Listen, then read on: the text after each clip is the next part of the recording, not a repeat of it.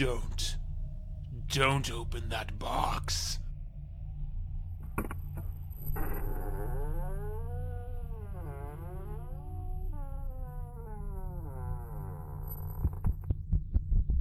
What have you done? You shouldn't have opened it. You shouldn't have opened it. Opened it. Opened it.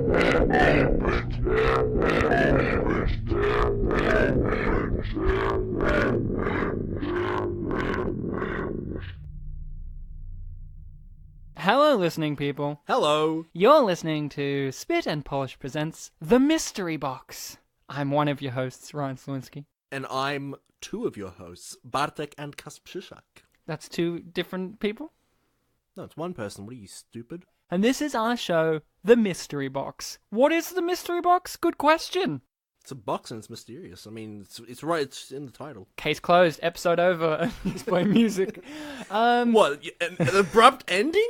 Yeah. What are you talking about? Never. So on this show, The Mystery Box, we have a box that is filled with DVDs of movies and or video projects that have been found at op shops, second-hand cash converters, places that just really say someone else owned this and they wanted to give it away. And we were lucky enough to have a box filled with these, and we have to watch one of these mysterious movies at random. They're selected randomly, and we're just forced to watch them. We just have to go, okay, what is this movie we're watching? Who knows? So, Bartek, we don't always do this show alone. Not every single Mystery Box episode we do by ourselves. We've done one alone. Well, duo. Yeah, we do have a guest joining us for this episode, who is the fortunate soul to join us. All right, I'm going to build him up, Ryan. Okay. This is going to be a great build-up. And it's going to be a girl.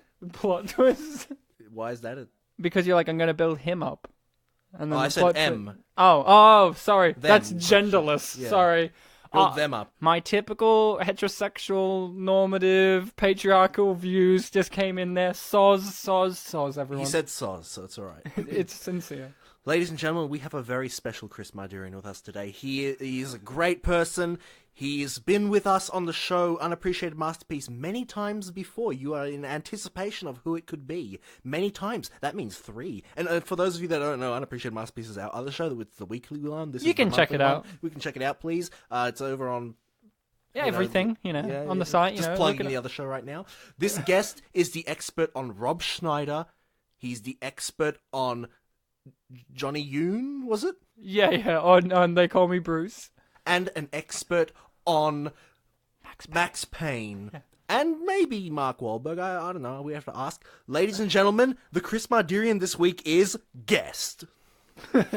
Hi. Hello, everyone. How's it going? It's going well. I will have to apologise for my last appearance on Unappreciated Masterpieces. I did go a bit overboard here. He really loved Max Payne. With the Max Payne, the anger really it hit me.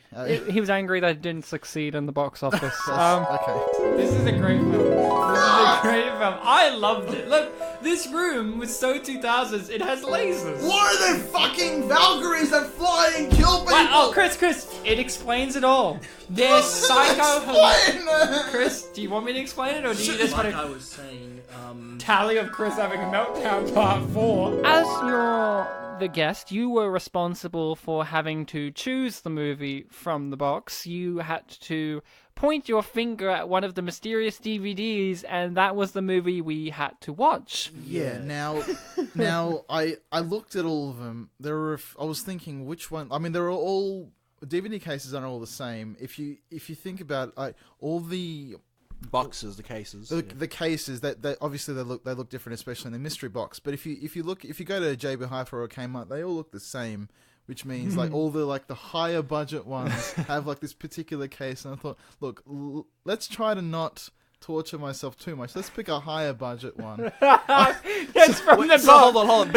from the spine of the DVD case. And not like the spine that has the title, but like the part that you open. They're open, like that bit. So which ones are the higher ones? The clear ones or the black ones? So not the black ones. There's like a clear one, and they've got like a bit of a rounded edging. A rounded edging, and if you look at the the middle of it, there's like a bit of a thing to open. Divider, yeah. Divider. And I thought, you know what, that looks good. I'm not sure if I kind of regret my decision. Because Well, it wasn't your decision; it was your instinct. My his instinct. instinct let him down to him. We'll get into it. Listening people, go back to the intro of the show, and while you're listening to all the sound effects, imagine like Chris going through this process of thinking throughout the whole thing. Yeah. It makes it a lot more interesting. Like, don't open the box. What have you done? And Chris is like, oh, I think this one. It has a higher end DVD case, so it might be the one. So we had to watch the amazing film Deep Rescue. Not Deep Rising. We covered that on our show Unappreciated Masterpieces. We covered Deep Rescue. Forgive me if I say Deep Rising throughout this episode, though. I won't. You should know better by now. You've podcasted for nearly 3 years, Bartek, Deep Save Me. I mean, Rescue. I will start us off with the conversation of, who found this? It was me. Guys, I'm the one to blame. Case closed. I went to the Salvation Army. It's the same place where I found Meteor Apocalypse and Jack Hunter, all in the one day, might I add. This is 3 episodes in a row of Salvation Army films, then. Tasty. And I saw it, and I just went, oh my god, this has to be one added to the cart of DVDs that I have on me right now, Yes, because a film with moderate themes. moderate sorry. themes, and it just screamed out, hey, choose me. Now, why did it scream out, hey, choose me, Ryan? Well, I think it's time that we talked about the DVD cover. Yes. Because obviously with these things, I look at the DVD cover, have a minor read over the back of it, then I chuck it in the box and don't look at it until it gets chosen again. Bartek, how about you give us a little bit of a description of the cover for us? All right, I haven't memorized it, but I've got it in front of me. So at the top, we've got text saying they prepared for every contingency except this one. Which is true, I guess. I mean, the film didn't lie on that one. They didn't prepare for that contingency. And then It wasn't in the book. The book. Always the book. And still in that top quarter of the cover, we've got the word deep in big, dark blue, sort of purpley, in fact. Let's say indigo. I don't know, it's a bit too dark for indigo. It's a lot more purple. This is where the conversation. Wait, Chris, give us your opinion. Where do you think that lies on the blue-purple spectrum? I say purple, 100%. No, I said purple. Let's go indigo. You go indigo. Look, seeing as though I'm not into the I'm not. You're not into colours? No, I'm into colours. I'm He's just not into colours. What a racist. I'm just not very educated in the different colours. So in between the blue and the purple, I would say definitely purple. Okay, but where on the Roy G. Biv scale does it land? Well, since it's I've never heard of that before. since it's on a gradient from black to light purple, it's really hard to tell exactly one colour. It's multiple shades. Good. So I have to explain Roy G. Biv to Bartek. Yeah, I've never heard Roy of G. Biv is The the... good guy? No, it is red, orange, yellow, blue, indigo, violet. Oh, I know that. I'd never heard the term before. Is that like you trying to pronounce it? Roy G. Biv, and green is in there too. I forgot green, I think. So I just said red, orange, yellow, indigo, velvet, Alright, I get violet. So yeah, that's the top... Oh, no, sorry. We were talking so much about the word, I didn't talk about the actual visuals. Oh boy, hold on to your seats. So the top quarter of this cover, picture this, has the surface, the sky with the clouds, and seems to be the tail end of a spaceship. A human spaceship? Or an alien spaceship? Oh, NASA made. So Oh, okay. NASA it's not a what human organism. A human spaceship. And he goes, This isn't Meet Dave, Ryan. I thought it was quite clear that it meant human made. It's not. I like the fact that when you are asked a human spaceship, you think of Meet Dave. No, I didn't think of Meet Dave immediately. I was just like, what are you talking about? Human spaceship? He thinks of a spaceship. That's a humanoid spaceship. I would've- Should have said man-made, remember? Oh god, Bartek, that was beautiful. Just the idea of just like them having the whole movie of them being like, we're gonna save that human, a human spaceship. And underwater, it's just like this inflatable doll-looking like spaceship floating under there, and they're like, we gotta save it. Oh, okay, Bartek. So it's a NASA-made spacecraft that's on the top of water. Yep. And then we can really just talk about the bottom 3/4. Oh, it's pretty. All on their It's pretty own. impressive because it arrests you. So just below that, we got Rescue. In what color?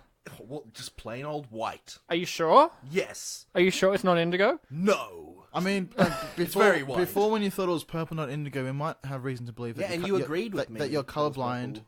Yeah, Well- but that's only because I don't know like all the colors exactly what to look like, and it's gradient. Chris, so... why don't you Google Roy G. Biv? And me, please.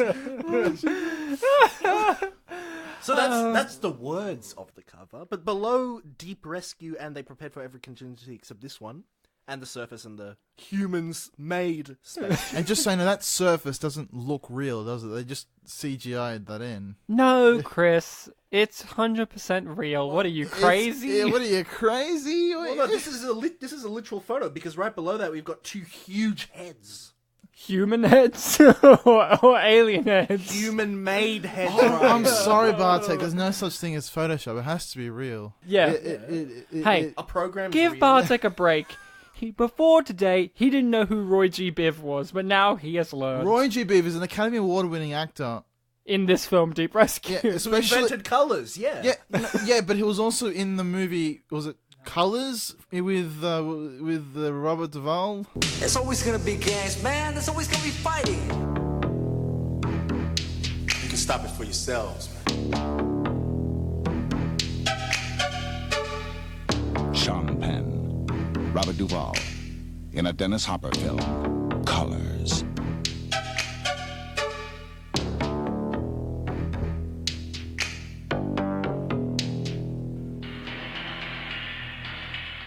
Roy G. Biv didn't invent colors, he discovered them. He's an adventurer of colors. That's a good point. So, go on We with both needed to further clarify Go what on with we your meant. human-made faces. There are two faces, or heads, kind of. The one on the right is a very angry man, and the one on the Is left... he our lead character?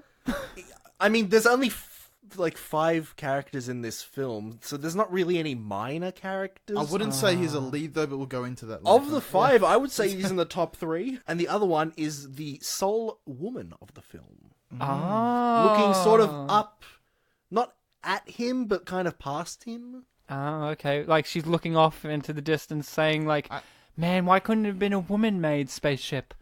No, a womanship. a woman, No, humanoid right, she's female not ship. saying anything, but her mouth is slightly open, like she's Gagging for it. not really sure what to say. Okay.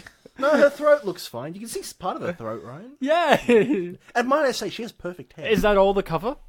Well, no, Ryan, because in the bottom right corner, this is where that Photoshop that Chris was talking about might have... I don't know, Come man. into I play? think this is actually a telescope and we're looking over the ocean at this actual image. There is no DVD cover. This is real life documentation. It's happening at the moment, right now. Yeah, Guys, this- grab your telescope and binoculars and look out the window. You're going to see Deep Rescue written in a kind of purple color and white and a bunch of faces. Could be 2 indigo. faces. And a human spaceship. And a human spaceship, man-made by NASA, not a human And spaceship. somehow a person with a ladder climbing up. Well, that's in the bottom right corner. Yes, if not for this last part that I'm about to describe, you just have a pretty solid poster. They just, But then it gets from solid to great. But then, yeah, bottom right corner, they have just a little splice of a man from the film climbing down a ladder. And that's poignant, yeah? That ladder's very important. It's very iconic, Ryan, because the ladder is what leads them from where they start at the start of the film to where they are for most of the film. And that's the cover, other than the rating for M for mature themes. Moderate themes. Moderate I was wrong when we were themes. watching it. It was moderate. Themes. And I saw that cover with the 2 faces and it said Deep Rescue and I went, oh, there's going to be like a really crappy kind of disaster movie. I thought like, oh no, they've had some natural disaster and it's trapped them. That was I my can see that, expectations of the movie. My expectations all these months, and when Chris selected this film, I went, okay, so this is going to be a movie in which they are either going to be sailors or astronauts. I couldn't tell because, the suits in the right corner look like astronaut suits, but they also it's an could orange pass for kind of divers. suit. And my expectations were this is going to be a natural disaster movie. I thought a giant meteor or tidal wave or something knocked them deep into the ocean, and they had to fight off sea creatures. I honestly thought this was going to be a creature feature as well. Like I thought there was going to be like a giant squid or a whale. There's no whale, by the way. How many sea creatures do we see in this film, Ryan? One. One, yes. What a nice little crab. Jump scare crab, we called it. Jump scare crab. Jump scare, not in the meta sense for us, but for a character in the film. Yeah, because For us, it was a very casual entry and exit. yeah, he slowly crawls over the outside camera, the external camera of the rocket that's landed in the water. We see that, and the guy turns around to look at the monitor, and he goes, "Ugh!" when he sees a crab. But we're getting ahead of ourselves. Yes, we're talking about expectations. Chris, what was your thoughts of the movie when you selected it? What did you think we were going to get when you had to look at the DVD that you chose? You did this. Because, yes, for Chris and I, we only saw the cover and then we got into the film. We had nothing else to Yeah, think about. look, I actually wasn't surprised at all with the film that we got. Looking at that, I thought, yeah, this is going to be a very, very, well, I thought quite tedious, boring film. Even though it had surprising amount of twists and turns, it still managed to still be boring. But no, I exactly what I expected. We got. Oh wow, he predicted 100% what it was going to be. However, at the start of the film, I did say, look, this is perhaps made in about 2001. Now that I've seen the film and seen the rating, because this rating, the new rating, the blue one, didn't come out until 2005, so I don't think they'd reprint something like this. I had no idea. So I'm thinking something between 2005 to 2010 now. Well, we'll get perhaps- to when you yeah. think the movie got released later on. Bartek, when you saw that Deep Rescue was on the table for today, what did you expect Deep Rescue would entail? Well, when I saw the cover, I didn't really take in the spaceship, nor did I take in the fact that the orange suit in the bottom right corner was sort of like an astronaut-y thing. I basically just had the thought of there are going to be people stuck underwater and they need to be rescued. And beyond that, I wasn't sure if there was going to be like a horror thing going on, or if it was just going to be survival. As we were watching the film, there was a character who, not titular, but the front coverly angry man was... Face guy. Did kind of seem like an antagonist, so I was wondering if there was going to be like a cabin fever thing going on with like, oh, they're stuck in this confined space, they're going to go crazy, or... Sea madness. Yes, madness, something was going to happen to really threaten their lives. So I was expecting that kind of film. Hey Kev, I didn't find any hull breaches, but the heat exchanger did shatter on impact. So if we don't cross-ventilate, it's going to get real cold in here fast.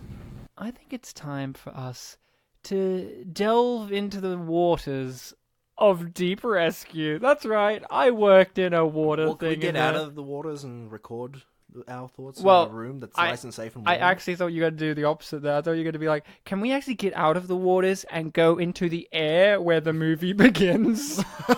Because the movie does not begin in the water. It begins in the... Well, let's be honest. The movie begins Take with off. like 50 minutes worth of opening credits, it feels like, where that was true. where all the writing is blurry and then comes into focus for like a split second and then blurs out And again. there was some narration there that I don't remember what it said. Nor Oh, did I... the narration was just the NASA people and the Yeah. grabbing like, fuel injectors are on, and 3, 2, 1, and This blah, blah, blah, film- all that kind of jargon that no one cares This was about. one of those films that simultaneously did not have subtitles and required us to have the volume at max, Max. to hear it.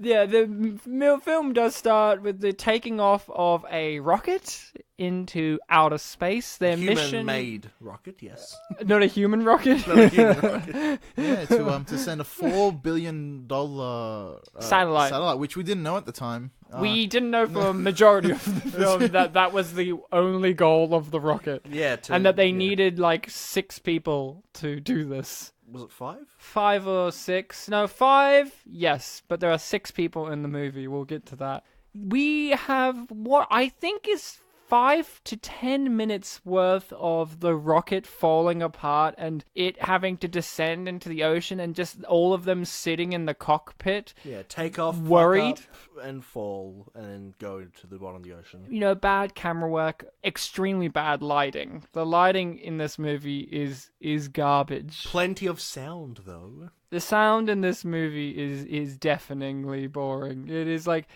there's lots of just beeping and music that has like that just goes and that's it. Yeah, like, at one point, I heard like a a sonar sound effect, and I thought, I wonder if it's some guy just recording in a recording booth, just going boop. it was piss poor. So yeah, in this opening, apart from something that we'll be describing in a minute, it was pretty much a constant background noise of like the, like the rocket is in motion up in the sky, so The propulsion. Obviously, it's not going to be silent. It's going to be constant. Like it would really be. And Yes. How much? What the I'm glad the exact film thing- was realistic. Yeah, it's exactly what you want to hear for 5 to 10 minutes. Yeah. And barely hear your characters over that. But like I said, we did get a break from it 3 times. Yeah, with a beeping sound instead. Uno, dos, tres, 3 Yeah, then times. vache. Yeah. All right, guys. Speaking all foreign at me. I don't. Nissan. Meg Yergo Yerek. Eins, zwei, drei. You stole that one from me. I was Safle pour moi. And 1, Mwah, 2, mwah, mwah. 3. 1, 2, 3. Yes. Oh, I understand that one. That's Dutch, right? Ryan, what happens 3 times to give us a break? Beeping, isn't it? No. Flashbacks, you Oh, moron. okay. We're talking about the film again, guys. Not just Not just swearing at each other. not just numbers. So this film has a unique film style to it, not just cinematography and lighting and sound, but also editing and construction. This film has the bold move of having flashbacks. But they weren't clear flashbacks. The first one wasn't clear to me, at least, where it's like they're in the rocket and there's the one woman, and then it has a weird cut to a car being sprinkled with a hose that was supposed to be rain, and her and this woman having an argument with her husband about like how she doesn't want to be married to him because he wants her not to go to space. And I was like, why are this couple on the ground arguing? There's a rocket in danger above them. And then I realized very, very quickly, but I felt stupid that, oh, that's her. She's having a flashback about herself. Yeah. And that happens 2 more times in the opening 10 minutes of the film, where you have another flashback of her sitting in a bathrobe in Las Vegas or wherever it is, in some hotel. Some hotel room, yeah. And a male voice is on the phone being like, hey, you want to go out to Key West? No, he's like, hey, do you want to go out on a date with me? And she's like, no. Do you want to go out on a date with me? Because I know a killer place in Key West. And the best line of the movie, in my opinion, came from him, which is in a dorky voice. He just goes, I like Key West. like, what the fuck does that mean? I love Key West. It's like I said during the movie. It's like if Bartek said to me, "Hey Ryan, you want to go out to dinner?" I'm like, "Yeah, sure." It's like, "Yeah, we're gonna go to Altona." And I'm like, "Oh, I love Altona." Like I've been there once. I know of it. There's a bus that goes to there. Like it's like that kind of thing where it's like, "Hey, name us."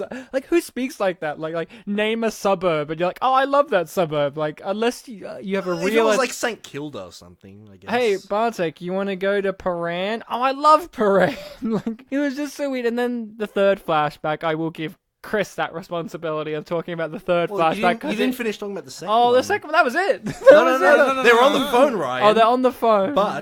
But beeping happens? I can't remember. No, Ryan, what's with the beeping? Someone knocks on the door. Oh, and then we never find out who that is, and the flashback ends. Except for when we open the door and see exactly who it is. Oh my god! It's the angry guy. I forgot.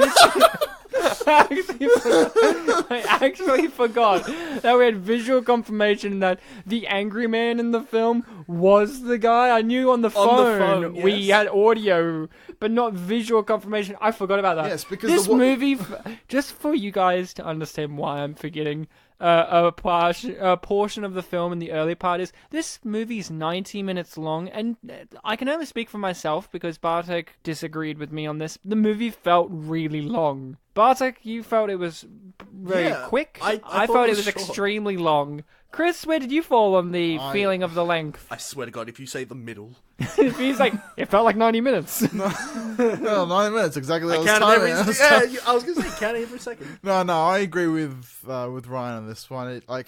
Take it, Bartek. That's fine. I was expecting it to be short, but it did go very, very long. So, Chris, that was the second flashback. I'm going to give you the hefty responsibility of having to talk about her third flashback and final flashback, because the film has the audacity to have 3 flashbacks within the first 10 minutes and then never have any more flashbacks. And these flashbacks barely relate to anything. Well, no, the third one's mind-blowing, surely. Yeah, Chris, it's cover mine. it. Look, it's these 3 flashbacks are trying to bring across that this woman wants a divorce from this person and is trying Person to date in the first flashback. from the first flashback, and then wants to date the angry man in the second flashback. So now we bring the ever important third flashback. Very important. She's putting on her suit, ready to go on a mission. So this must have been like a couple hours before the rocket. Yeah, that's exactly Incident, right. yeah. Was it Tech Number 1? Was that the character? Yeah, tech number 1. That's how this person was credited. Out of how many tech people? 1. Just 1. Now, I'm not sure what exactly the line was, seeing as though we were talking over exactly the line. But they said, it was about, look, all your metal, please. And the only metal that she seemed to be wearing was her ring. So, she looked at the ring. Was it just one ring Just one ring. or 2 rings? Was it 2 rings she was wearing? It was 2. She was wearing her engagement ring over her wedding ring. Over her wedding ring. Okay. I thought it was one of those weird rings so- that had like multiple. No, symbols because or when she something. took them off, there were 2 rings. Okay, so she took him off, gave him to the tech person, he put him on a tray, end flashback.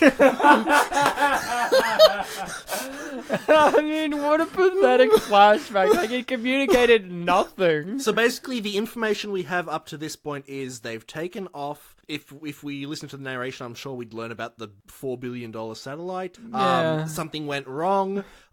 She's having a tiff with her husband. She has a lover Who's on the who's mission, on the mission while with- the husband is not. And Yep. all the crew wishes the husband was on the mission. Yep. Yeah, that's exactly right. And Because, Angry Man sucks. and she don't have a ring. And that's really, what they say. Set up a ring in the first act, pay it off in the third. And they do that. It's the Chekhov's ring. We should, as we're going on, just point out where each of the acts begin and end.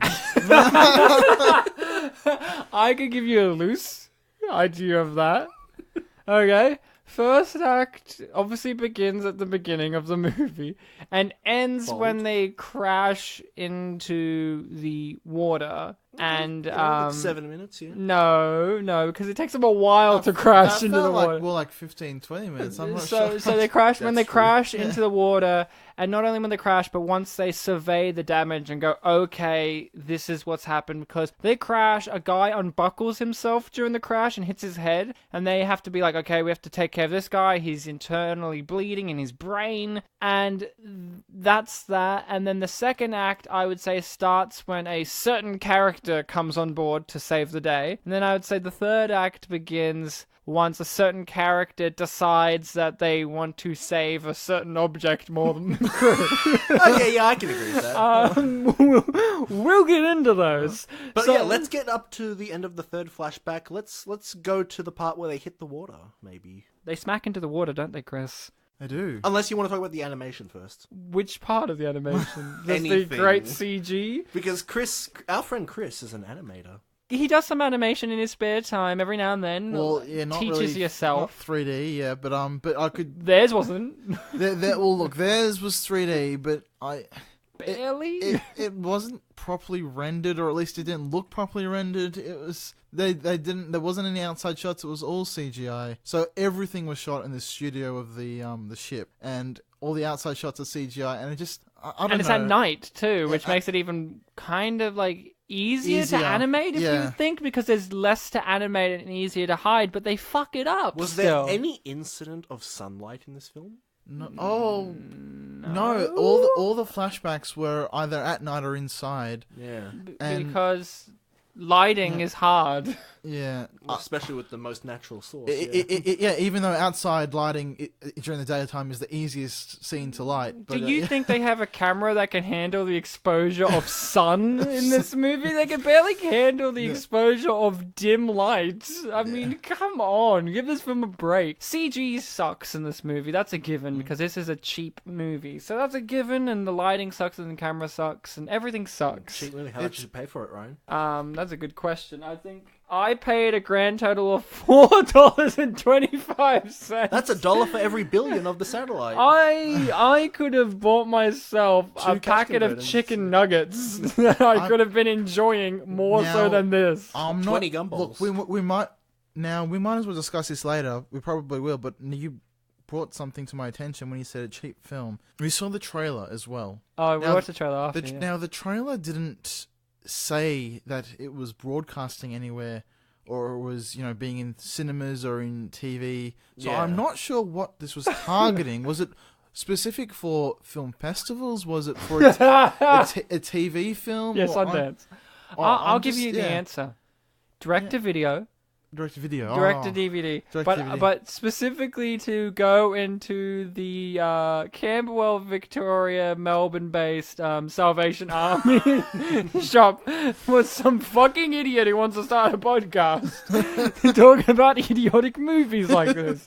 That's where it was directed to. Direct to DVD. Ryan, don't call yourself an idiot. They gently park the rocket on the edge of an under-the-sea cliff, and then they... There were a lot of shots of it just kind of sailing through the water, and it evoked an idea of like a shark. Yeah, I did compare it to Jaws at one point. I'm like, ooh, Yeah. like Jaws, this shot. Did you see any like? Did I see anything? No. When it was Pretty going, dark. it was going down the water. Most likely they would have used CGI, but it looked better, obviously, because it was All CG. all CGI. I was thinking maybe they used some kind of model, but No, no. no. It's because it's all dark, because it's under the water at Yeah. night, so they have less to animate Less to than when it animate, was in yeah. the sky, which has clouds that are white and grey. and water that has. It's all one color, so Yeah. it's like they don't have to try. So we go underwater. A guy bonks his head on a chair, which somehow gives him hemorrhaging in his brain, Yeah, even that though he had happens- his helmet on. That happens when they come to a stop, right? That's when they crash into the water. Oh, okay, it was during the impact, yep. Yeah. I'm pretty sure. Who cares? Like, who cares about when he hits I his care. head? He hit his head. He gets knocked unconscious. He's a ticking time clock element of the movie because, like, we've got to get out of this Sense of urgency. situation because this guy's going to die. But needs help. also, we have someone else that's very important going on, which is they're all in the cockpit area, but there's a guy below the cockpit area that's like in the hangar bay area, I want to call it, that's retarded. I'm pretty sure there's some kind of retarded astronaut guy who has his hair greased and parted in the middle, and he's constantly fucking up throughout this movie. Like, they have to try and put this, I don't know, kind of like conveyor belt crane thing out of the door of the ship, and that falls off and smacks the wing. And this guy is constantly being asked, like, hey, could you turn that switch on? And he's like nervous, and he's like, I can't, I'm too afraid. Why was he afraid? He's an astronaut. Well, yeah, Like, he's like- only gone through rigorous training. For Yeah, months. they kind of NASA's very good at picking astronauts. like They have a book, Ryan. this wasn't Armageddon. This They wasn't. have a book They have a book. that he carries with him the entire Well, time. Angry Man carries it. Retarded guy, whose name is escaping me because they do say it a lot. You have this retarded guy who's constantly Philip, I think. Yeah. Who's constantly fucking up, and they're like surprised that he keeps fucking up. And I'm like, why? Throughout the whole movie, he's done nothing but being idiotic. And honestly, I'm not saying retarded just for comedic effect. Like, there was something about him that came across as special. needs. Like, I don't know. It's the way he's acting, and He was the guy that later was angry at Angry Man, right? yeah, everyone was, yeah. And something about this guy, he just keeps being so dumb. So they set up there's a dumb guy. Definitely early on, I made a joke that everyone had their own emotion. Yeah, he they kind of seemed to have like a lack of emotions going on. You mean intelligence? His lack of intelligence. This movie, in its defense, it does set up the danger elements at the beginning quite well, because then you get told that the amount of oxygen they have is very limited because of the pressurization of the ship for the under the water cuts down the oxygen to them being able to survive for at least 14 hours at the beginning. You know, they give you the idea of how long is it going to take for them to find us, and then how long is it going to take for them to send the rescue to save us after they find us. And then, of course, the big threat element of the movie is the captain of the ship. Angry guy. We keep Angry guy. Chris, from Flashback 2. Chris, could you explain to us and the audience why Angry Man Captain is probably the most dangerous threat in the whole movie? He is the antagonist. Well, yeah, as Bartek said, everyone has their own emotion. Angry Man is obviously the furious one. Mr. Furious. Mr. Angry. Which Fast and Furious movie best represents his state of being? You're Fast and Furious expert. Which Fast and Furious movie is he? Oh, he's the fifth one. Oh, okay, the one with the Rock. No, he's the... the sixth one. Which one's the one where the Rock, like, takes off his cast by, like, flexing? I think that's the seventh one. Is it the seventh? Oh, I can't remember. Yeah, one of those with the Rock, and he just goes, I'm angry. That's Angry Guy. Okay. Angry guy. Now, he seems to be more concerned with the mission, even though they're down below so far that he thinks that there's a chance to save this $4 billion satellite, and he cares more about the satellite than the lives of the people on board. Oh, okay. Weird though, right? And just quick question. We keep calling him the angry guy. Did he really look like an angry guy throughout the whole film? Yes. He was Edward Norton / Matthew Perry / Oscar Isaac / every other actor. He looked so angry almost all the time. He looked like he was about to burst a blood vessel in his brain with how like pissed off looking he was. But was there anything else driving his anger other than needing to finish the mission over saving people's lives? Well, yeah, now that you mention it, he also really, really was angry that the girl of his dreams just the only female... The main character. The main character, yes. Amanda was not... was refusing his advances, really. Doesn't want to fuck him. Yeah, exactly, and... cock-blocked. Classic male character driving force. Being cock-blocked. That, and also he couldn't get his ears to pop. He couldn't get his ears to pop! He was like, get this, he's an astronaut. That means he's been in, like, the military at least, right? Astronauts are in the military, at least. They're usually, like, yeah, they have to be because they have to know how to fly. They're usually military... Or that at least know that you have to pop your ears if you... Yeah, like, he has to know how to fly, at least, right? I guess, yeah. Like he has to at least has to get some kind of military training. I'm pretty sure with astronauts they have to be in the Air Force at least because they have to know how to operate flying machinery. I've never really thought about it. As well as know mathematics and engineering and all that kind of stuff. Obviously, right? yeah. I'm not sure about that, but but he has to know how to pop his ears. But more importantly, he should know why his ears feel like they need to pop, because the first thing he asks is, my ears, why is this happening? And the chick's like, it's the pressure. It will dissipate in a few minutes. The whole movie, it never does. He's constantly like stretching his neck and rubbing his ears and trying to hold his nose, but he never like pushes the air out or in to make them pop. So he's constantly like annoyed because his ears don't pop. And throughout the whole movie, I'm like, is this guy's driving force? His ears don't go pop. Because the other characters, you see them do the thing and they're fine afterwards. In God's name, what were you thinking? You pumped 40% of our air reserves into the KRS-2. Yeah, and if I didn't, I would have compromised the entire mission. You compromised the lives of your crew. My mission mandate. Your mission mandate is to protect the lives of your crew.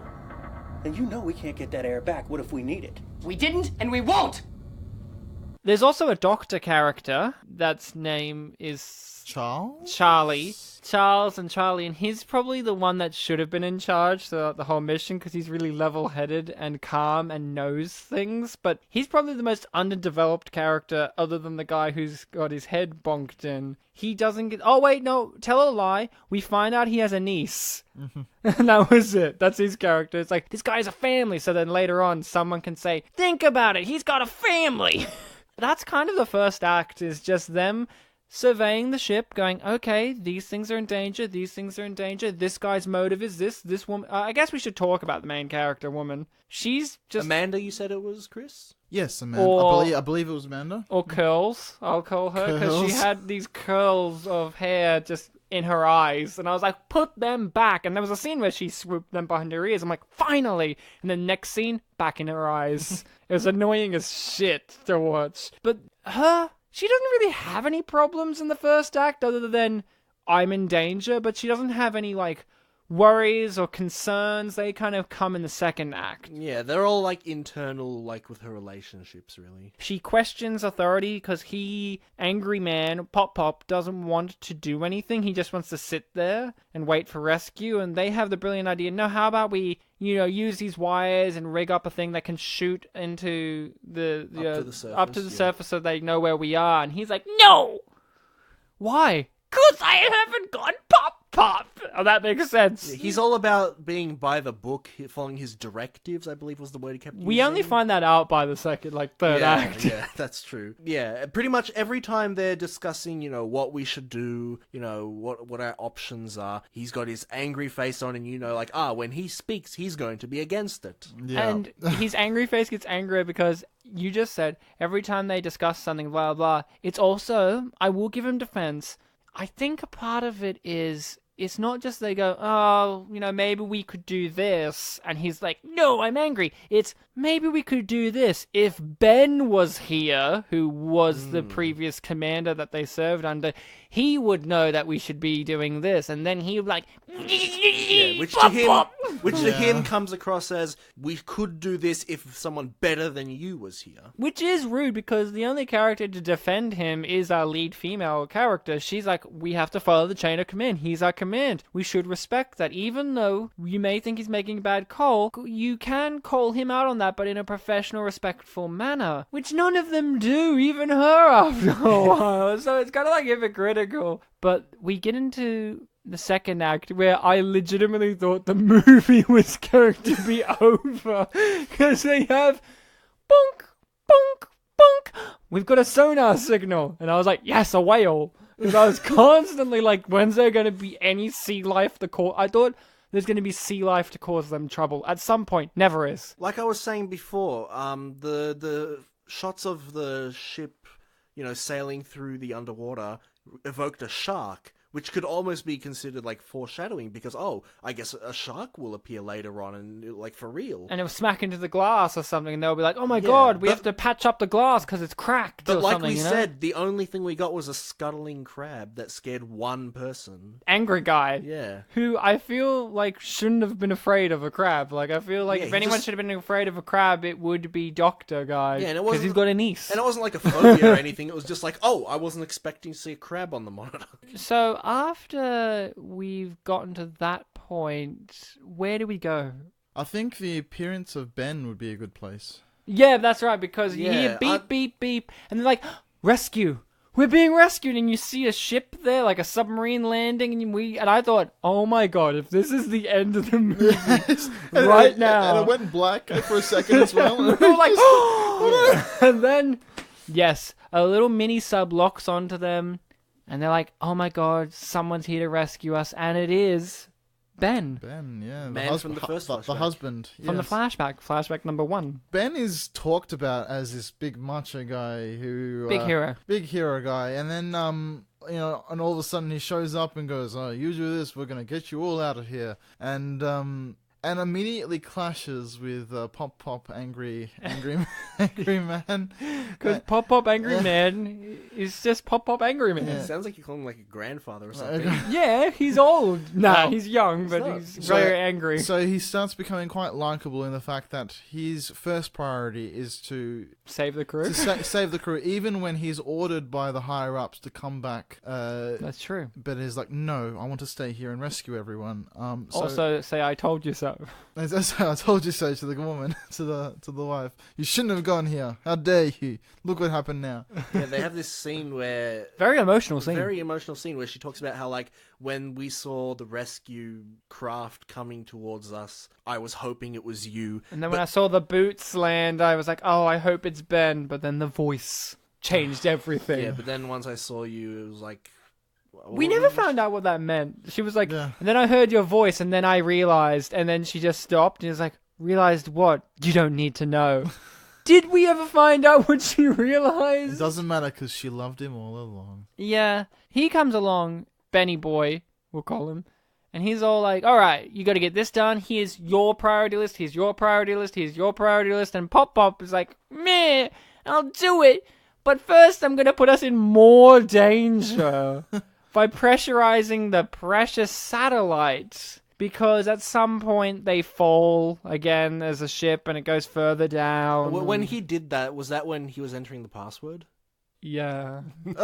They enter passwords in this movie and he gets the password wrong and just goes, eh, and then gets it right and just nods and smiles, and it made Chris piss his pants laughing. He was just like laughing so hard at that. What's the point of that? It's just like, oh, Yeah. I thought they were at least in Batman and Robin. I'll bring Batman and Robin in.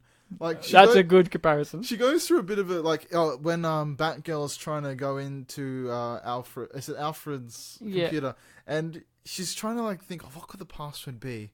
You know, at least she goes through a bit of a journey. Whereas Angry Man just goes, oh, wrong password. Oh, let's try this one. Oh, here's the thing. There we go. Shouldn't he know the password? Yeah, He's the captain. There's never a point later in the film where knowing the password has anything to do with anything. She knows the password. Anytime anyone uses the computer, it's fine. They just can use it. They know until what to do. until the chords, meaning one chord, gets pulled out.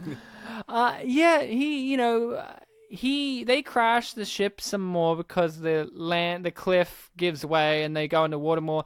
And Pop Guy's big major plan is gotta save the satellite above everything else. So I'll pressurize the satellite, meaning they cut down 40% of the oxygen, definitely guaranteeing their immediate deaths. Like they will last a few more hours, but they're gonna die. And Benny Boy's all like, "It's okay, guys, we're gonna be safe." Piss poor lying, and she's like, I didn't realize, but I had a feeling. It's like, what's that mean? Yes, you realized. Like, that was the dumbest thing ever. It's like... No, it's because I'm your wife. Oh, yeah, because wives can tell when husbands lie, but not fully. Like, they just have a feeling. You'll have to let us know when you get married, Ryan. What happens now? We've got this element of danger because Pop Guy pressurizes the thing. And that does have the famous book sequence in it. Yes, this is where... Angry Guy and Ben have their little argument where Ben wants to... I think this is the argument where he relieves him of his command, right? Yes, that's exactly 100%, right, because he's just endangered the crew. Yeah, so they have an argument and Ben... No, sorry, not Ben. Angry Guy is talking about how, we have to do things by the book. And then he indicates that he's about to quote the book, and you never see anything, but you hear the sound effect of like pages. But what happens is Ben is like, no, we have to do this. We have to save the people. And then Angry Man's like, oh, you're always by the book. Well, let's show you what by the book means. And he grabs the book out of nowhere and then says, but we don't see it in the frame. We never see the book. It's like, I don't see anything here about underwater, He like reads out like titles. The best thing is, I want to ask you this. Okay, so this is what happens. He grabs the book. It's like, oh, look in here. I don't see anything about being stuck underwater 400 feet deep or whatever. And he says something along the lines of, good on you, Ben. Why didn't you think of that? And I just went, wait, is he indicating that Ben wrote the book? Had some kind of command where he got to Did you say get that what's in the feeling? book? Like, I don't know. It felt like, what? Is he thinking that Ben... Because this guy literally thinks that Ben's in charge of everything. Like it felt like, it's like, Ben, you wrote the book. Ben, you're doing this. Like, it feels like, Ben, she's your girl. Like, it's like... Ben doesn't own everything, man. He's only like a few ranks higher than him, right? Because if he'd be a captain. Yeah, and I think the other guy's a colonel. Maybe it's because he's the rescue guy, so he has to take authority of what to do. I don't know. Well, he's a colonel, so he's a higher ranking, I'm pretty sure. And he also has the mission statements for them to do to save the ship, because also NASA wants them to deconstruct elements so that they can save those elements, because they don't just want to rescue these people, they want to rescue the assets as well, which is what Angry Guy's arguing for. Oh, remember there's a bit where they open a parachute? And I thought it was a giant jellyfish. Yeah, I knew it was a parachute, but... I was just hoping for any sea creature to appear. Well, we got the crab.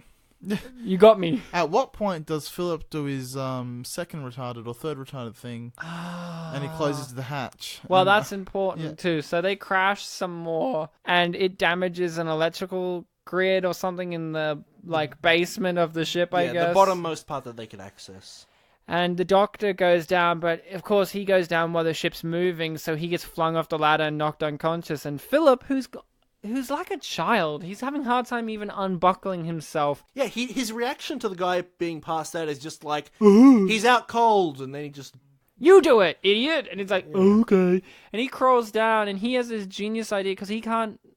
What can't he do? Why can't he... He can't open the circuit breaker to stop the electrical flow before fire comes out?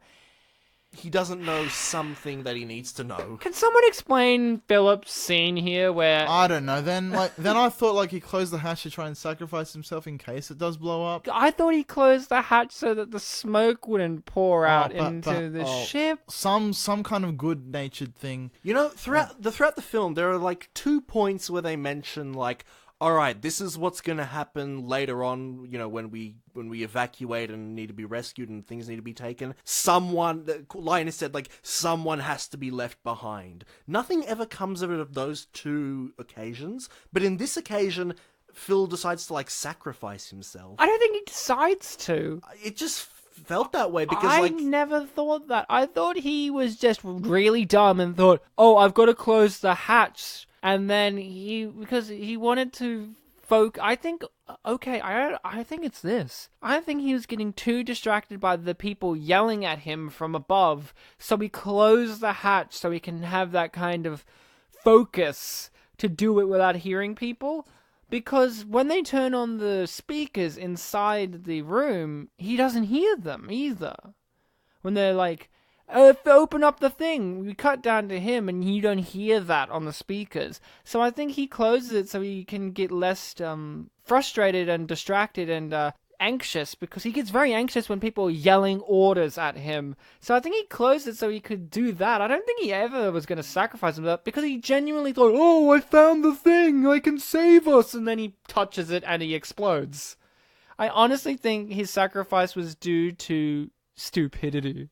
I don't know if sacrifice is the right word, but I kind of felt like he was protecting them from the danger or something. Really? I honestly don't know. It's one of the clumsiest executed scenes I've ever had to see. It's definitely confusing, yeah. Because, like we said, the conflicts of the film, are all... What? Just laughing about this whole entire... sometimes in life, when you're like, man, I could be curing cancer, doing all these amazing things. I'm just thinking about how I'm sitting here right now trying to analyze Philip's dumb motivations. By a film made by some film production company who had a deadline, and they're like, we've got to have a body count in this movie. Ryan, just keep in mind that if not for you, we wouldn't be here doing it. It's my fault. I know this. That's why I'm having wow, I'm the reason everything's happening right now. Don't say fault. People are enjoying this episode. Look, listen to them. Yeah, but like I was saying, the conflicts are explained to us, but yeah, this one felt a bit confusing. What was the thing? How do you fix it? What was it meant to do? Did something good come out of it after it exploded? No. I guess that the ship didn't catch fire. That's what he did. But also, how did the fire not spread after he exploded? Maybe that explains the exploding ship at the end. Oh, yeah, because the ship does... No, because that explodes at the front of the ship. At the front of the ship. Well, that was at the bottom of the ship. Because the ship does explode, spoiler. No, I honestly... Okay.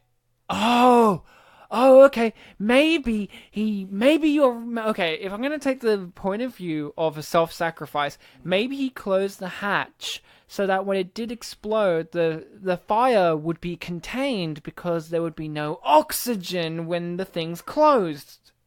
That's what Maybe we were saying. that's... Yeah, but I honestly don't believe that either. I'm just trying to understand Philip's motivations, and I genuinely think that he is mentally challenged, and they thought, oh my god, it was a Make-A-Wish Foundation thing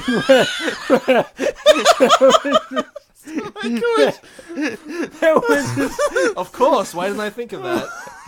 There was this retarded man called Philip who was dying, and they're like, what do you want, Philip? I want to be an astronaut. And they're like, okay, buddy, we're gonna you have a shot at this. Well, right, if you're suddenly bringing in the idea that he was dying, then the sacrifice seems a bit more justified. He was Breaking Bading his life. He was just like... Ryan just wants to diagnose So he had cancer and he was mentally ill as well. So it was cancer, okay. His cancer gave him mental illness. It was in his brain. It was in his brain. Would that then be brain damage rather than mental illness?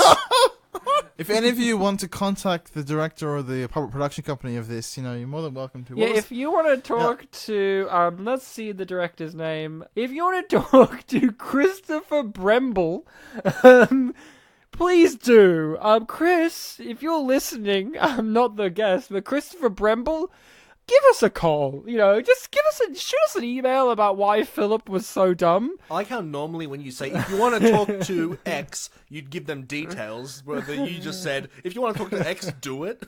Just do it. Christopher Bremble, I know you're listening, buddy, because we're the only podcast brave enough to talk about Deep Rescue. And I know that you are like, that was my first feature film and my last, and I want somebody to, like, vindicate me at last. Or, he's listening to this and he's like, I can't believe you got the Make-A-Wish thing. That was the most subtle idea. That was, like, nuanced and really subtle, and I'm glad somebody picked up on those vibes. What a legend. So when they're at this bottom of the abyss thing, they need to, you know, work hard at fixing this situation. So they come up with an idea. Can't remember what it was, but then he's obviously against it. Oh, you don't remember the idea to save their lives? It was... to gut the satellite. That's right, yeah, to take Their idea is to shoot the satellite up into the top of the sea and put themselves in it, but to do that, they have to completely gut it. Yeah. And he's all like, you can't do that, because that's the mission, and it has the best sequence in the movie. So basically he says you can't do that. They explain to him, no, we have to do it, and that's that. And then he does something very suddenly. Yeah, I've never in my life seen such a weak motivation like this. Like he literally chooses the satellite over life itself. Everyone's lives, not just like one person, like every single person's life. The visual element of his face turning into a butthole with anger, because he really purses his lips when he gets angry. He does like a little butthole mouth. He just goes, no! And sprints away. He just like does a 180 and phew. And they're like, oh, don't do it! Don't do it! And he locks himself in. He does it with like the room. speed of like a comedy film where like if villain's they like, added... I'm going to kill you now, hero. It's like, and then they turn around and just that, run. or if they added a little cartoon noise of like sand being ripped up beneath him, and then like it was so beep, beep. ludicrously stupid that he turned into the bad guy at the very end. Like he was constantly the bad guy, but the fact that he locks himself in the room to bang on the keyboards to shoot the satellite up without them to guarantee their deaths. And she has to run up there and use her computer skills, which I didn't know she had. And she fails because he unplugs the cables, which means one cable. He has like one cable and just unplugs, and she's like, he's unplugged the cables! I'm locked out! And you have all this music like and it's just so and Ben's pathetic. Ben's role throughout this scene is to like just bang against the not the door. What do Yeah, you no, call the it? door. It is the door. The Okay, hatch. well, the hatch, yeah. Yeah, bang at the hatch and basically keep repeating the lines of, like, you're risking these people's lives. They have families. You're going to make people widows and stuff and like that. orphans. And And it's not fair to do. Yeah. Open the door. Open the hatch. Yeah, Angry Man's in the room where you enter the password, and the only other person in the room is the passed out guy. Does the passed out guy do something impressive? Very impressive. Yeah, he lies there because he's passed out. He can't. Oh, physically he has do anything. internal hemorrhaging of the brain, Yeah. so he What can't get up. What happens is Ben is very desperately trying to get him, Angry Guy to stop.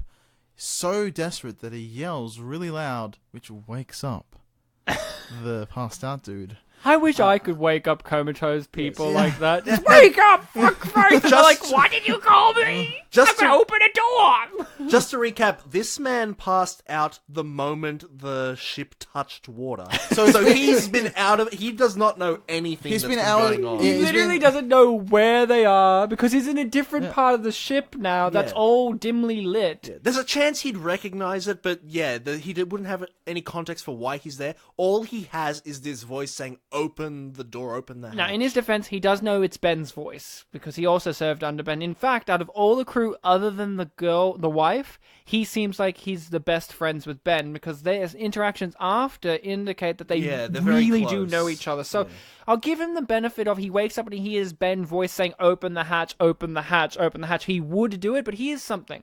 Have you guys ever suffered a concussion before? I can't say I have, Ryan. No. I don't think I have. Right. Now, have you ever suffered internal hemorrhaging of the brain before? No. No, I imagine having both of those things happen would limit your movement abilities. So you can't just get up and simply open a hatch. Not easily without falling over or maybe stumbling, alerting the guy in front of you that you are now moving. But maybe I'm wrong. If you've suffered a severe brain damage due to a collision of the head with an object, and you've been able to do that, please talk to the director, Christopher Bremble, and tell him that he did a good job. Now, if you haven't been able to do that, please contact the director, Christopher Bremble, and tell him he did a bad job. Well, at least at this point, the hatch is open so they can talk it out face to face. No, he just punches him. He knocks him out, yeah? He punches him and then proceeds not to do what? With Not to lock anything up. Just he doesn't restrain Pop Man. He just lets him walk around. Why? Fucking wrap Ryan. him in wires or something. Well, Ryan, we've never punched each other and knocked each other out. Not yet. But you do know what happens when you do get punched and knocked out, right? No, what? You just chill out. you just chill out. And you Just get realize, over yourself. You realize that you were being a bit of a douche. You wanted to talk? Yeah, I'm sorry. I don't know why I did what I did. They get into the satellite, But someone has to stay but behind. somebody has to stay behind, Chris. Who's the brave soul to volunteer to stay behind? Mind you, it's not stay behind to be a sacrifice. It's stay behind to be saved later on. Who's the brave soul to suggest it? Is it the doctor? Or is it the bravest guy that everyone keeps talking about? Yeah, Butthole Face? Butthole Face does want to go because he's a captain. He stays with the ship, even though it's the wrong kind of ship. This isn't the Royal Navy, son. This is NASA. So Ben's like, "You get in there, son." But then what happens is What twist? is that Ben needs to stay behind, very very bravely, I might add, to actually get the satellite to launch. However, because of the cables, The cables were unplugged from Unplugged. the guy before, and he even says, "Oh no, the cable! I fucked up." what happens is he has to go all the way to the other room to put back the cable. But Amanda, so worried about him, comes back and they do it together. And then he goes, "Get back in the satellite," and the satellite is right next to the cable. Yeah. So it's like, So yes, that's what he says. But then he launches it, but then realizes she didn't actually go back in the satellite at all. I was so confused during that because I actually thought, "Oh, is this like not real?" She wanted to stay with him. Yeah, she wanted to stay with him. This whole thing is like their relationship forging back together due to due to tragedy. At some point, it But I was didn't real. buy it. At some point, it was real that he had the rings. Yeah, he gave her the rings. As a sort of callback to the third flashback, just to justify it. He gets back with her at the end, but I thought it was like a weird, surreal thing because the lighting was really weird and good, and everything was in focus. I don't know. I felt like, oh, is she not actually there? That was only me who thought that because I didn't believe at all that they had forged their relationship to be back at the point where she wants to stay there and be with him. It's like, yeah, he was his most asshole-ish in that first flashback. It's because he, like, obviously he was like that, but he explained why he was an asshole to her. Oh, yeah. That he said that, look, I'm sorry, I was really worried about you, and things like that. Do our two married heroes, do they survive? Or do they die? Well, Ryan, after they reunite, they sit down for a bit to have a bit of romantic time together. Yeah. And you've got this sense of like, oh, well, you know, the rest of the film will be about, you know, what they do next, what they're gonna do to get out, and, you know, who's gonna rescue them. They get into one of the pressure pod rooms, put on their space suits. Is there a reason why? Is there any danger immediately happening, or do they just decide, hey, we can use the EVA suits? There was a danger, but my mind is skipping. Something just happened. Oh, that's right. Yeah, Oh, yeah. water starts leaking into the room. Yeah, because the glass on the window decides to crack finally for some reason, and water just starts to spew out in its CGI glory. And they decide, well, we can use those EVA suits that we set up in the first act as well, and pressurize them and fly them up. Mm-hmm. They have this romantic line where they're like, "Do not let go of my hand," but then they immediately let go because they have to put on the suits. EVA suits. And that's not a joke in the film. That's something you just have to think about. Dude, say that line after while you're in the EVA suits. Don't let go. And then Ryan, we get this slow scene of, you know, the water filling up the room.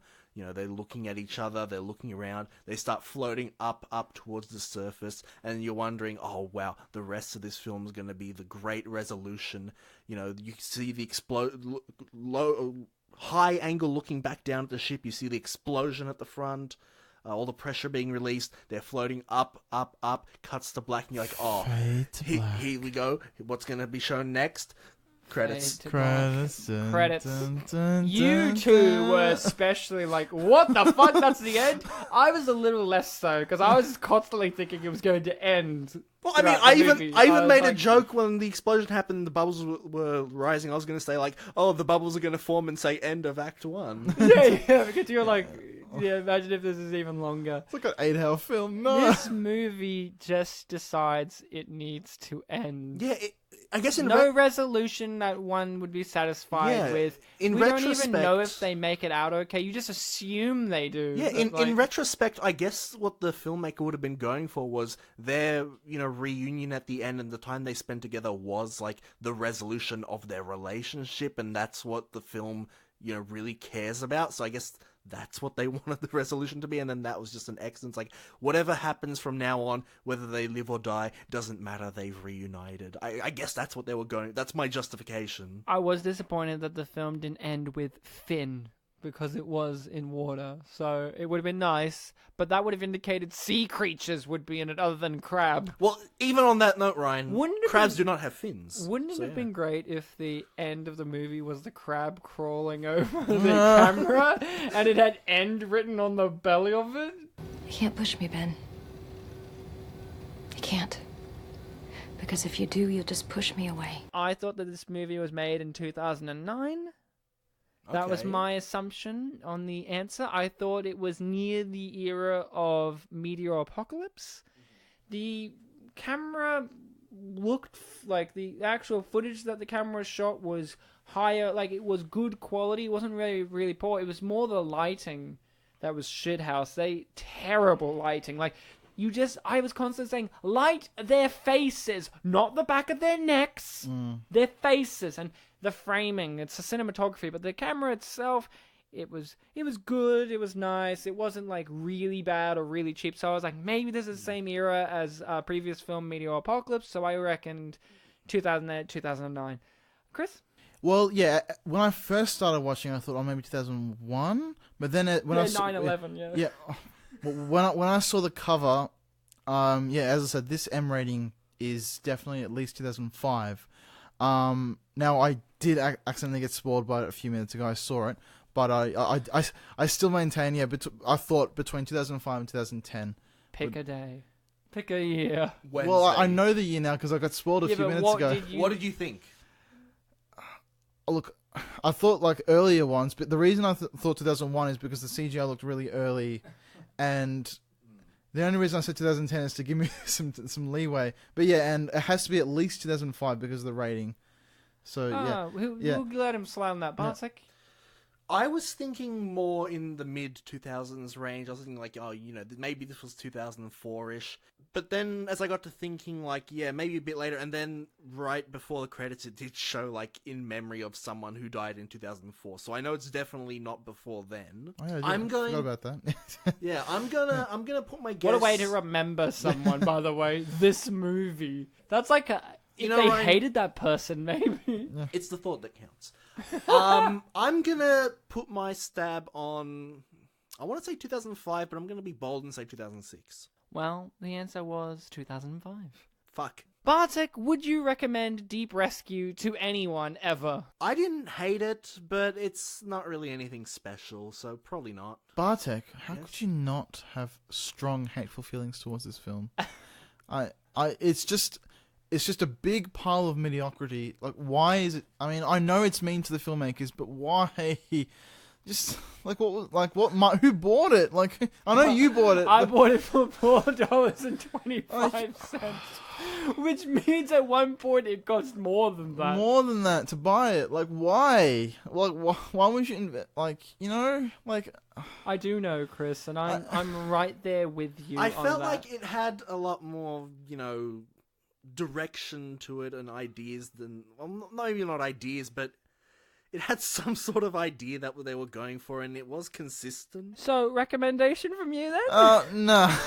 No, of course not. Of course I don't recommend this. This isn't fun to watch in any way, not in a good, bad way, or even a bad way, because sometimes you see films that are so incomprehensibly bad that you go, how did they fuck this up so bad?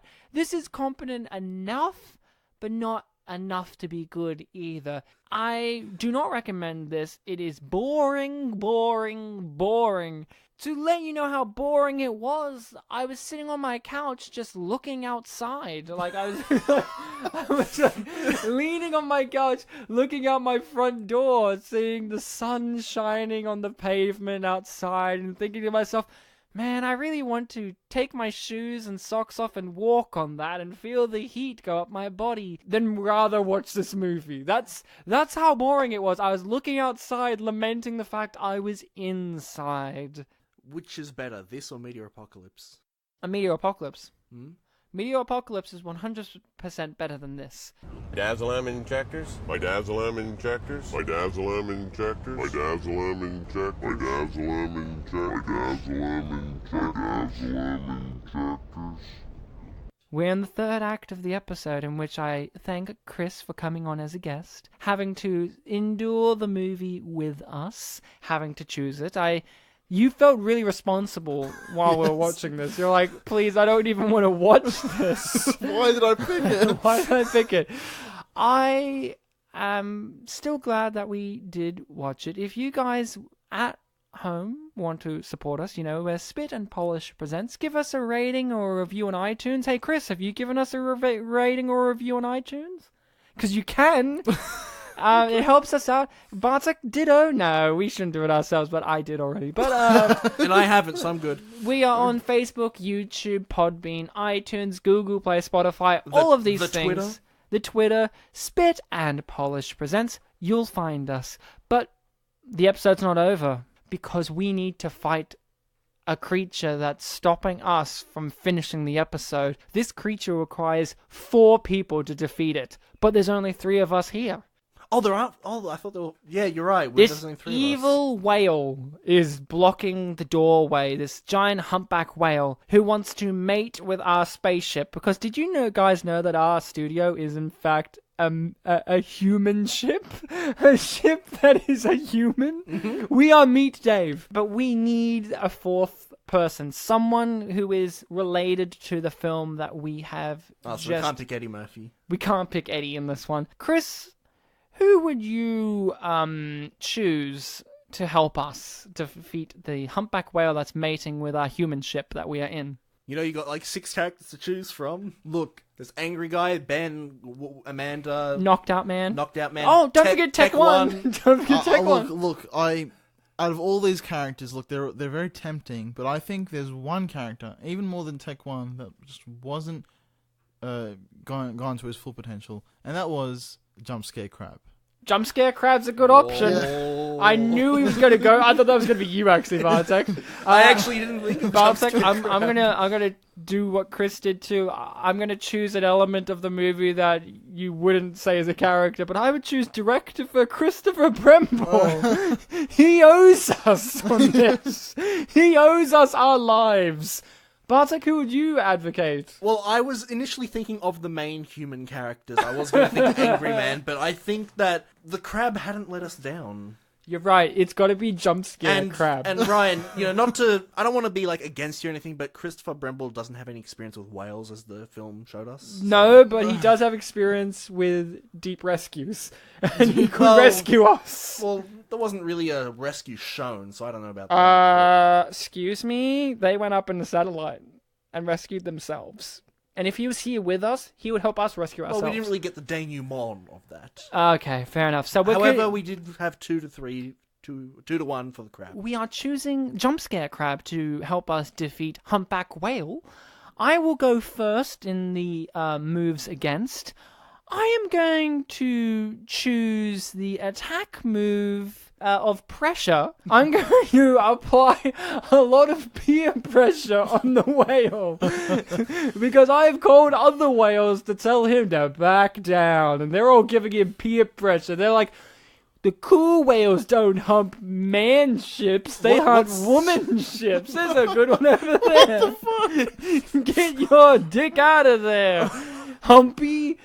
And he's now been reduced down by 20% due to embarrassment, but his dick's still hard. What's the context of, like, are we underwater? Well, of course we're underwater. Can we speak still, or what? Well, we're in the ship, so we can speak. Oh, okay, cool. We are not in water. We're in a spaceship underneath the water. The crab's found its way into the ship. It's in the ship or on the ship. It depends how you want him to go. So, Bartek, your turn next. I reduced his health by 20%. Like, he's been lowered to, like, 80% health. I point at Chris and say, "Hey, whale, Chris has something to tell ya." And then when the whale turns away, I pick up the crab in my hands and I kneel down and I'm like charging up a push. But I can't push yet until the crab's turn. So Chris, the whale, you've got its attention. Okay, I've thrown its attention on you. The whale is distracted and focused on you. It's your turn now. It's okay. I'm setting up something with the crab. What are you going to do to the whale? But I had something set up for the crab. Okay, so am I not the crab now? I'm myself. No, you have to be yourself, and the crab is its own separate person. So you have to defend yourself against the whale who's now got attention on you. What are you going to do? Okay, well, I tell the whale... Oh, hopefully this doesn't distract from what you're supposed to be doing. No, that's fine. What do you want to do? I tell the whale, look, how dare you do this? You do know the crab is your soulmate. How dare you cheat on it with this man ship? Wow, that reduces health by 40% due to extra shame and guilt and the embarrassment. Wow, it's low now. The crab can do something now. It's got the advantage of I can launch it if it needs the extra push. The crab has been charged by Bartek. It is ready for friction movement. The crab chooses the only option it has, which is jump scare.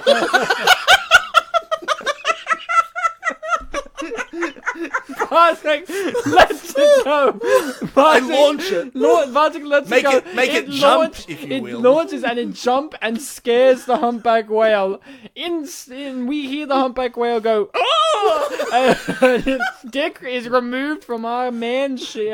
And if you remember, whales are mammals. They can't actually breathe underwater. So exactly. It's suffocated. It's drowned now. We killed it. And we're free. Thanks, jump scare crab. Whoa, that was scary. He just jumped at me. It was pretty scary. Hold on, I was a bit whoa there. Did Chris say that the crab and the whale were lovers or something? Whoa, yeah, but sometimes lovers are scary. Soulmates. Soulmates. So, is it upset at the result or what? Jump scare crab? But It's inhuman. We don't understand its emotions. The crab then kills itself from the guilt of... You know, Ryan, we won, but... And we ate the crab. You know, right, we won, but I feel... We lost. Like, we lost something. We lost a fellow teammate. We eat him with pleasure, but our stomachs are filled with shame and guilt, and our health has been reduced by 40% as well.